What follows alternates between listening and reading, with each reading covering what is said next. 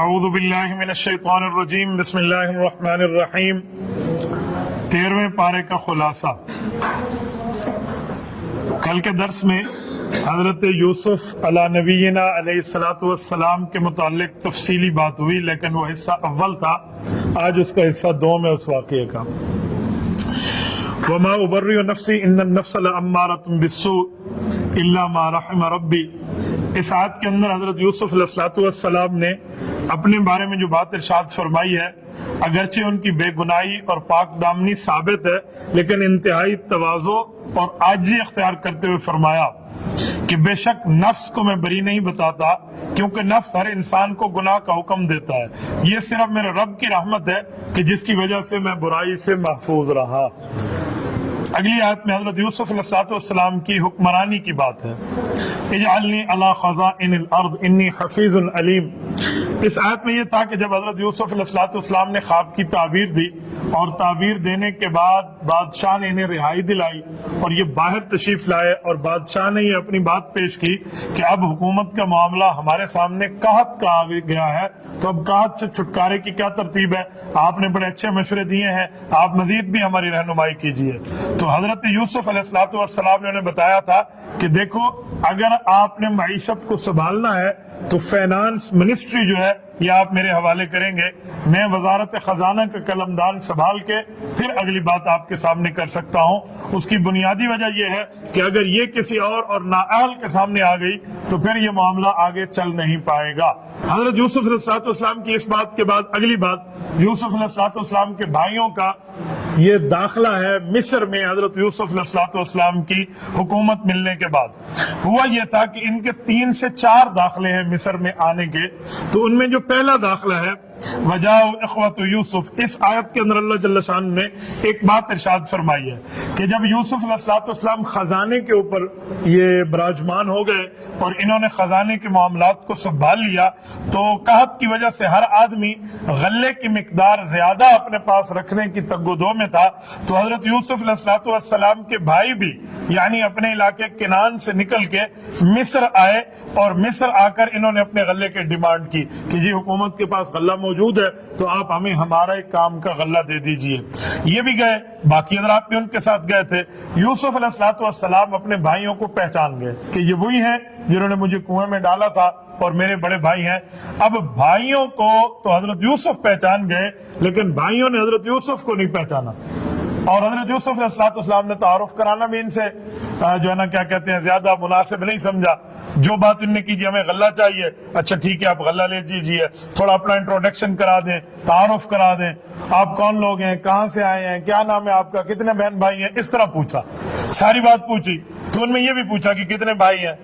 حضرت یوسف علیہ السلام کے علم میں ہے کہ بنیامین تو ساتھ نہیں آیا جو میرا ساتھ سگا بھائی ہے۔ تو انہوں نے کہا جی ہم سارے تو یہی ہیں، لیکن ہمارا ایک بھائی اپنے ابا جان کے پاس ہے، وہ نہیں آیا، تو ہم غلہ لینے آ گئے۔ تو کہا جی بہت اچھا، غلہ دے دیا، اور جو ان کے سکے تھے نا، جو پیسے انہیں دیے، وہ انہی کے گندم کے غلے میں دوبارہ رکھوا دیے، چپکے سے سی دیے، تاکہ کسی کو اس بارے میں پتہ نہ چلے۔ گھر جائیں گے، گندم کا بورا کھولیں گے تو اندر سے ان کے پیسے بھی واپس ہو جائیں گے۔ لیکن جاتے ہوئے ایک بات فرمائی، بات یہ فرمائی کہ دیکھو اگلی دفعہ آنا نا اگر غلہ لینے تو چھوٹے بھائی کو ساتھ لانا، اور اگر اس کو تم ساتھ نہ لائے نا تو میں غلہ نہیں ملے گا۔ انہوں نے کہا جی بہت اچھا، اگر اس کو لائیں گے تو ایک حصہ زیادہ مل جائے گا۔ کہا جی ٹھیک ہو گیا، ہمارا وعدہ ہے، ہم انشاءاللہ تعالی اپنے چھوٹے بھائی کو بھی غلہ کے ساتھ لائیں گے۔ اب جب یہ گھر آئے، انہوں نے آ کر بادشاہ کی تعریفیں کی اپنے والد حضرت یعقوب علیہ السلام کو، اور ساری بات بتائی کہ بہت اچھا ہے، بادشاہ ہے، یہ ہے وہ ہے، لیکن اگلی دفعہ اس نے کہا کہ غلہ چاہیے تو چھوٹے بھائی کو لائیں۔ اب حضرت یعقوب علیہ السلام ان سے ایک جھٹکا تو کھا چکے ہیں نا کہ یہ ان کے چھوٹے بیٹے کو لے گئے اور جا کر جھوٹ بولا کہ جی اس کو بھیڑیا کھا گیا۔ تو انہوں نے کہا جی میں تو اپنے چھوٹے بیٹے کو تمہارے ساتھ جانے کی اجازت نہیں دیتا۔ اب یہ منت کر لیں، ترلا کریں کہ ابا جی آپ ہمارے ساتھ بھیجیں، جو چاہیں ہم سے پرومس لے لیں، وعدہ لے لیں، معاہدہ کر لیں، میثاق کرا لیں، پیمان کر لیں، لیکن اس کو ہمارے ساتھ بھیجیں۔ تو جو انہوں نے فرمایا جی ٹھیک ہے، آپ مجھ سے پکا وعدہ کر لو پھر میں بھیجتا ہوں۔ ان نے پکے وعدے کیے، قسمیں اٹھائی کہ ہم اپنی جان پہ کھیل جائیں گے پر اس بھائی کی حفاظت کریں گے۔ تو کہا جی ٹھیک ہے، انہوں نے حضرت بنیامین کو بھیج دیا۔ اب یہ لے کر ان کو جب جانے لگے تو یوسف علیہ السلام کے والد حضرت یعقوب کے ذہن میں ایک تدبیر آئی وہ فرمان لگے اپنے بیٹوں کو دیکھ کر کہ ماشاءاللہ آپ خوبصورت ہو، جوان ہو، صحت مند ہو، ہیلدی ہو، آپ کو نظر بڑی جلدی لگ جائے گی. تو آپ کو کسی کی نظر لگ جائے، آپ ایسا کرنا اکٹھے داخل نہ ہونا. آپ مصر کی دیوار کے جو فصیل میں دروازے بنے ہوئے ہیں نا، ایک ایک دروازے سے ایک ایک دو بندے ہو کے داخل ہونا تاکہ تم نظر بد سے محفوظ ہو جاؤ. یہ تو ایک تدبیر ہے. فرمان لگے باقی کام اللہ تعالیٰ کا ہے، نفع نقصان کا اختیار رب کریم کے پاس ہے. کہا جی بہت اچھا. یہ لے کر ایسے ہی گئے. جب یہ دوسری مرتبہ وہاں پہنچے، اب حضرت یوسف علیہ السلام نے بھی تدبیر طے کر رکھی تھی. وہ یہ تھی کہ جب بھائی وہاں پہنچے اور لے کر گئے ان سب کو اور چھوٹے بھائی کا تعارف کرایا، حضرت یوسف علیہ السلام نے سب سے اکیلے ملاقات کی. تو جب چھوٹے سے ملے نا، اور انہیں کھل کے بتا دیا کہ میں یوسف ہوں آپ کے بھائی، ایسے انہوں نے میرے ساتھ کیا تھا. تیرے ساتھ ان کا کیا معاملہ ہے؟ کہ جی میرے ساتھ بھی ان کا معاملہ آج تک ویسے ہی چلا آ رہا ہے. کہ اچھا میں اب ایک کام کر رہا ہوں، آپ اس کام کو سمجھنا اور میرے ساتھ پوری تدبیر میں ساتھ دینا. کہ جی بہت اچھا. اب ان کو غلہ دے دیا گیا. غلہ دینے کے بعد جب یہ نکلنے لگے تو حضرت یوسف علیہ السلام نے جو سرکاری پیمانہ تھا نا سونے کا، وہ ایک اپنے نوکر سے کہہ کر ان کی بوری میں بند کروا دیا اور سی دیا. اور ان نے کہا جی ٹھیک ہے ہم جائیں. کہ ٹھیک ہے آپ لوگ جاؤ، لیکن ایک منٹ وہ کچھ کہہ رہے ہیں. کیا کہتے ہو؟ انہوں نے کہا جی ہمارا وہ پیمانہ گم ہو گیا. جی لوگوں سے ڈھونڈو کہاں ہے. اس زمانے میں حضرت یعقوب علیہ السلام کی شریعت کا مسئلہ یہ تھا کہ چوری کا مال جس سے برآمد ہوتا اس کو اپنے پاس بٹھا لیا جاتا جب تک وہ معاملہ پورا نہ ہوتا. تو وہ غلے میں جو سیا تھا نا، وہ حضرت بنیامین کے بورے میں سیا تھا.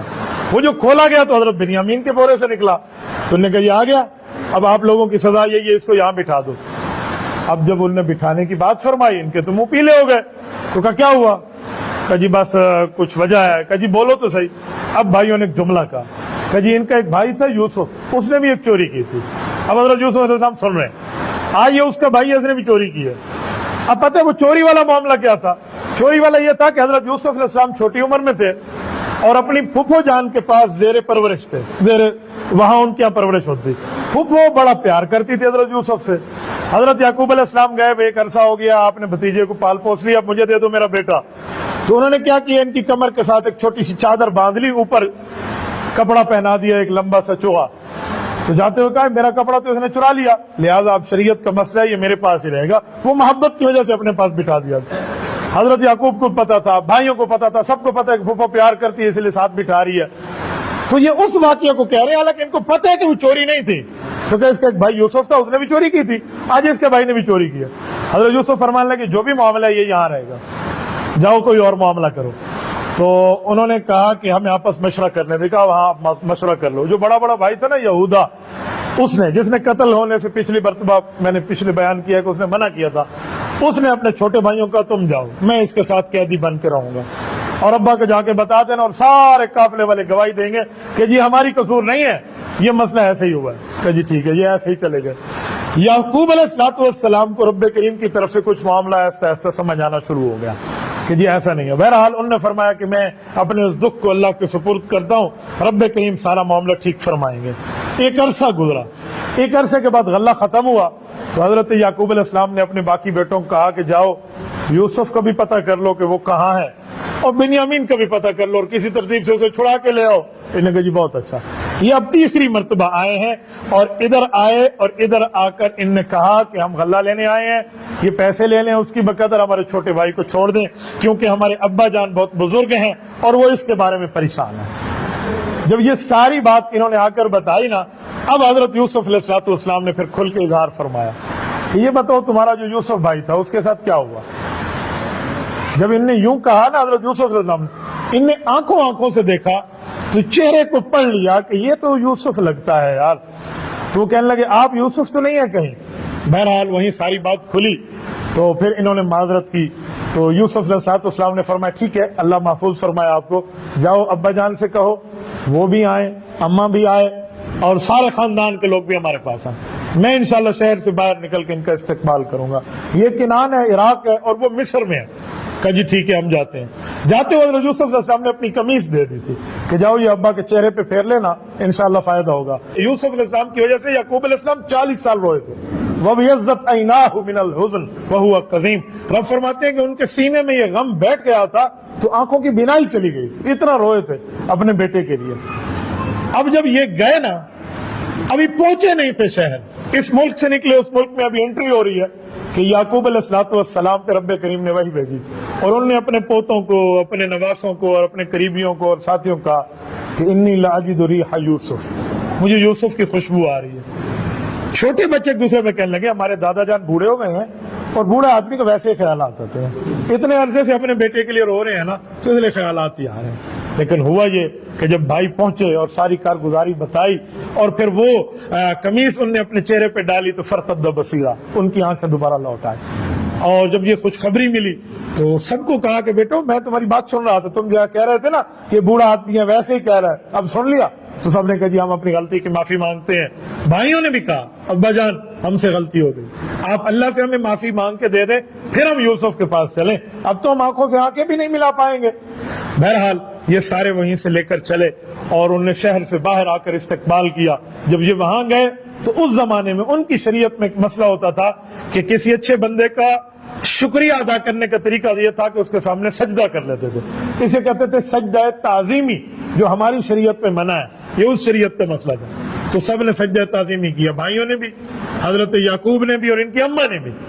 حضرت یوسف علیہ السلام نے اپنے ابا سے کہا ابا جان جو میں نے خواب دیکھا تھا، آپ نے مجھے فرمایا تھا اتنے ستاروں اور سورج اور چاند نے سجدہ کیا، بھائیوں کو نہ بتانا، میرے خیال میں تعبیر پوری نہیں ہو رہی۔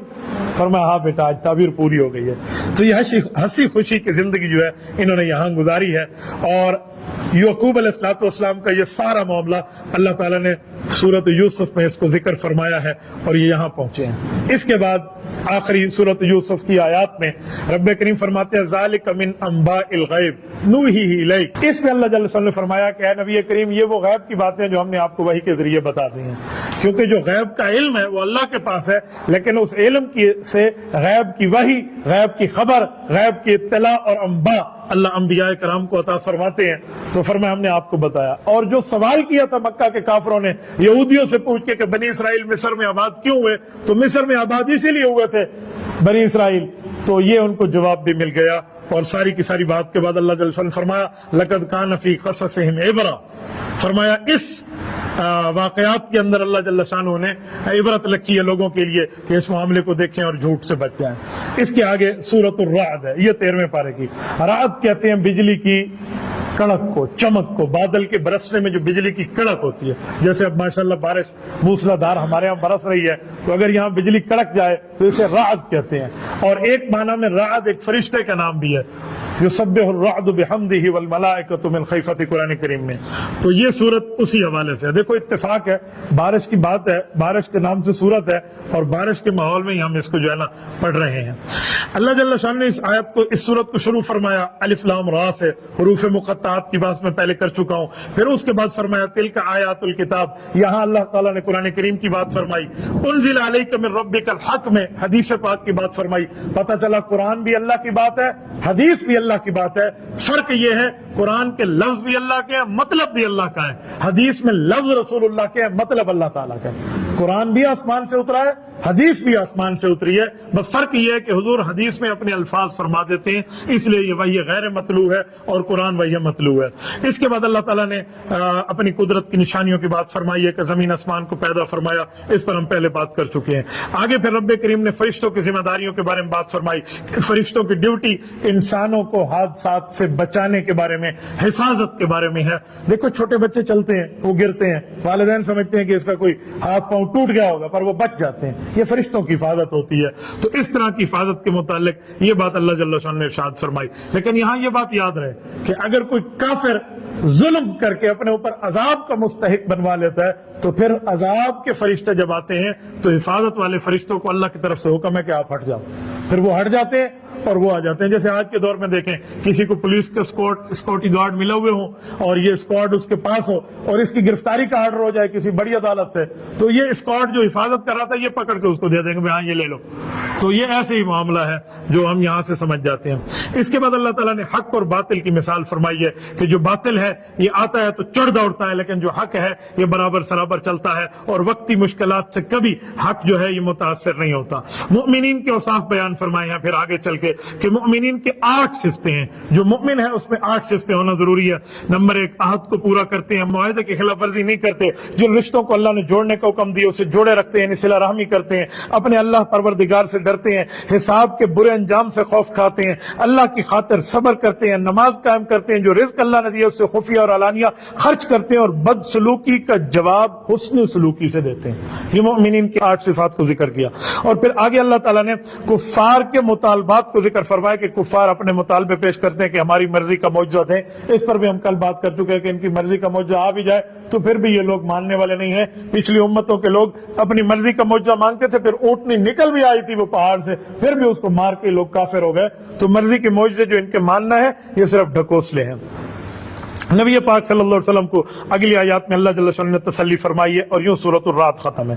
اس کے آگے سورۃ ابراہیم ہے, یہ پوری ہوتی ہے تو 13واں پارہ پورا ہو جاتا ہے. یہ جو سورۃ ابراہیم ہے یہ حضرت ابراہیم علیہ السلام کے نام پہ رکھا ہے کیونکہ ان میں تقریباً ان کے واقعات اللہ جل شانہ نے بیان فرمائے ہیں.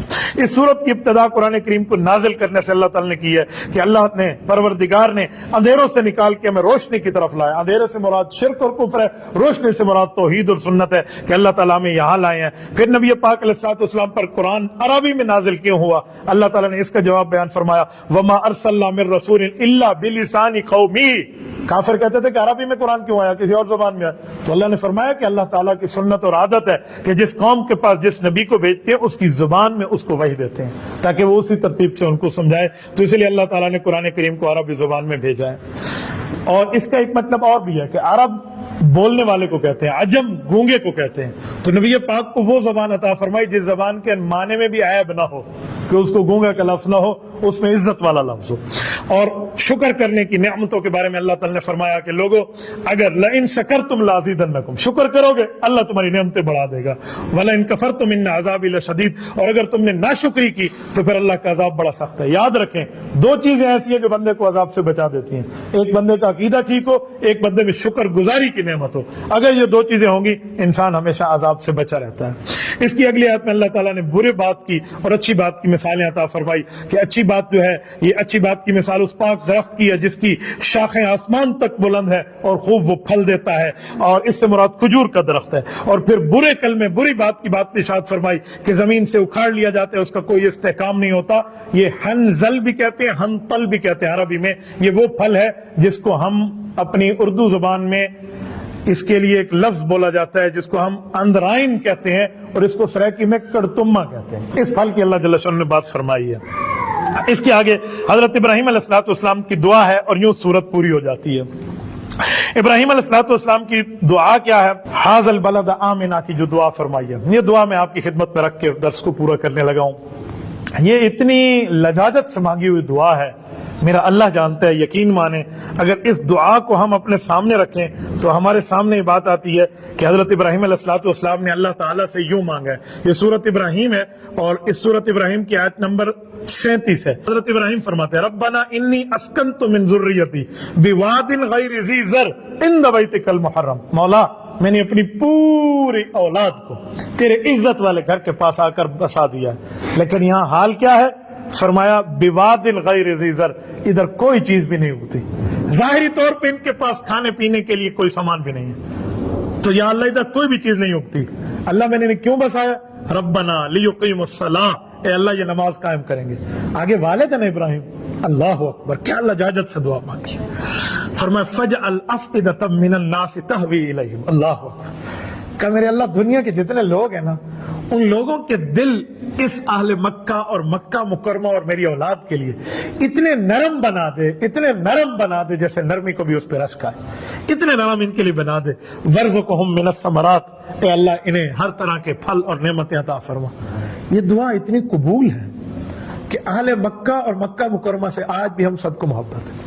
ہمیں تو چھوڑیں, کفار کو بھی, ابو جہل جیسے کو بھی مکہ مکرمہ سے محبت تھی کہ وہ کس طرح وہاں رہا. ٹھیک ہے شرک میں تھا لیکن کعبے کے ساتھ مخلص بن کے رہے وہ لوگ. اور مسلمانوں کی تو واہ ہے. اور یہاں اسکنت ذریتی میں نبی علیہ السلام بھی ہے کہ حضور علیہ السلام تو حضرت اسماعیل کی اولاد ہے, اور حضور علیہ السلام سے کتنا پیار ہے.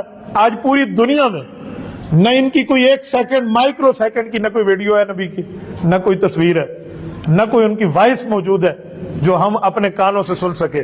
صرف وہ باتیں, وہ احادیث, وہ آیات ہیں جو لکھی ہوئی ہم تک پہنچی ہیں. لیکن آج کوئی کہے نا کہ تیرا ابا جھوٹ بول رہا ہے تو مسلمان یہ بات مان جائے گا.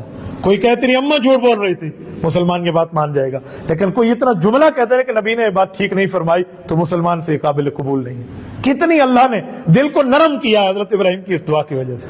اور پھر اس دل کی نرمی اگر بندے نے دیکھنی ہو نا تو حج کے موقع پہ دیکھے۔ میں پچھلے سال 1444 ہجری میں جدہ ایئرپورٹ کو بالکل حج کے آخری ایام میں وزٹ کر رہا تھا، تو انٹرنیٹ پر پوری انہوں نے ایئرپورٹ کی ایک ڈیجیٹل ویڈیو دی ہے کہ اطراف عالم دنیا کے 6 بر اعظموں سے مختلف ایئرپورٹ سے جتنی فلائٹس اس ٹائم جدہ ایئرپورٹ پر لینڈ کر رہی تھی دنیا کے کسی ایئرپورٹ پہ لینڈ نہیں کر رہی حج کے لیے۔ یہ ہے افئدۃ من الناس تہوی الیہ، اے اللہ ان کے دلوں کو نرم کر دے۔ اور یہاں اور اس وقت ایک عجیب سما ہے کہ ہر 2 منٹ کے بعد ایک فلائٹ لینڈ کر رہی ہے، 2 منٹ کے بعد ایک جہاز اتر رہا ہے، ایک جہاز اتر رہا ہے تو دوسرے کو کہا کہ بھی آپ ایک چکر اور لگا کے، اب یہ ٹھہرا تو تیسرا چکر اور لگا کے، یہ عالم اور یہ وہاں رش کا منظر ہوتا ہے۔ تو جو ابراہیم علیہ السلام نے مانگا وہ مل گیا، اور آج اللہ تعالیٰ آپ سب کو مکہ مکرمہ لے جائے، اللہ آپ کی برکت سے ہمیں لے جائے۔ وہاں جو پھلوں کی دعا مانگی نا، جو بے موسمی پھل ہے نا وہاں ایسے ملتے ہیں جیسے موسم میں۔ میں کچھ دنوں پہلے مدینہ طیبہ میں صبح کے ناشتے میں آم کھا کے آیا ہوں، اب یہاں ہمارے یہاں آم کا وجود ہی نہیں ہے، تو آپ اندازہ لگے بندہ حیران ہو جاتا ہے کہ کیا چیز ہے جو ہمیں نہیں ملتی۔ اور میں مکہ مکرمہ کی ایک آپ کو وہاں کی برکت بتاؤں، بچپن سے لے کر آج تک ہم سنتے آئے ہیں کہ دودھ کے ساتھ جس نے خربوزہ کھایا اس کو ہیضہ ہو گیا، ہم یہی سنتے آئے ہیں، جو کھاتا ہے ڈاکٹر بھی کہتے ہیں اس کو ہیضہ ہو گیا۔ مکہ مکرمہ میں اسے کہتے ہیں اسیر خربز، خربوزے کا دودھ سے ملا ہوا جوس ملتا ہے، اور بالکل اس آئس کریم کی دکان سے ملتا ہے جو حرم کے بالکل ٹچ ہے ساتھ اجیاد روڈ پہ، شیک دودھ والا۔ کسی قسم کو کوئی وہاں پر نہ کوئی ہیضہ ہوتا ہے نہ کوئی تکلیف ہوتی ہے، اللہ ہم سب کو عطا فرمائے۔ تو میں نے یہی کہا کہ جو دعا مانگی نا وہ اللہ تعالیٰ نے ایسے پوری فرمائی ہے نا، اس دعا پر بھی دعا مانگنے والے کو رشک آ جائے۔ اور یہی دعا مانگ کے حضرت ابراہیم علیہ السلام نے یہ بات فرمائی، تو اللہ جل شانہ نے اس کے اوپر سورت ابراہیم کو اور 13ویں پارے کو تقریباً ختم فرمایا، اور فرمایا کہ دیکھیں معلوم ہوا کہ اپنی اولاد کے لیے رزق، امن، برکت کی دعا انبیاء مانگتے تھے، تو تمہیں بھی چاہیے کہ اپنی اولاد کے لیے مانگے۔ تبھی فرمایا گیا کہ اولاد کے لیے والدین مانگے تو اللہ کے عرش میں اور اس والد کی دعا میں کوئی پردہ نہیں ہوگا، ڈائریکٹ اللہ کے عرش پہ پہنچے گی۔ اس پر یہ ختم ہوا، پر سورت ہجر کی ایک ہی آیت ہے، انشاءاللہ اس کو کل 14ویں پارے میں ہم ساتھ لیں گے۔